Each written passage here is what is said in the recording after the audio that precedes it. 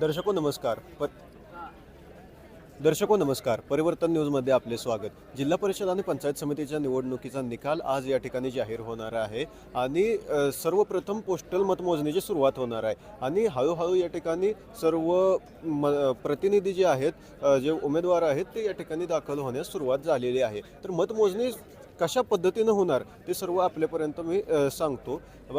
बघायला गेलं तर 24 फेऱ्यामध्ये ही मतमोजणी होणार आहे। टोटल 8 गटाची मतमोजणी होणार आहे। सुरुवातीला करकम गटाची 3 फेऱ्यामध्ये मतमोजणी होणार आणि त्यानंतर मग भोसे गट, भोसे गण, त्यानंतर रोपये गण आणि ह्याच्यानंतरच बघायला गेलं तर वाखरी, बाळवणी, टाकळी आणि कासेगाव या सर्व गटांची मतमोजणी केली जाणार आहे। साधारणपणे पाहायला गेलं तर एका गटामध्ये मतमोजणीच्या 3 फेऱ्या आहेत आणि त्या 3 फेऱ्यांना जवळजवळ 1 ते 1.5 तासाचा कालावधी लागण्याची शक्यता या ठिकाणी वर्तवण्यात येत आहे आणि सर्व उमेदवार जे आहेत या ठिकाणी दाखल होण्यास सुरुवात झालेली आहे आणि पोलिसांचा बंदोबस्त आज निवडणुकीच्या निकालाच्या अनुषंगाने खूप चोख करण्यात आलेला आहे। सर्व अपडेट आपण परिवर्तन न्यूजच्या इंस्टाग्राम, फेसबुक आणि यूट्यूब हँडलच्या माध्यमातून आपल्यापर्यंत पोहोचवण्याचा प्रयत्न करत आहोत।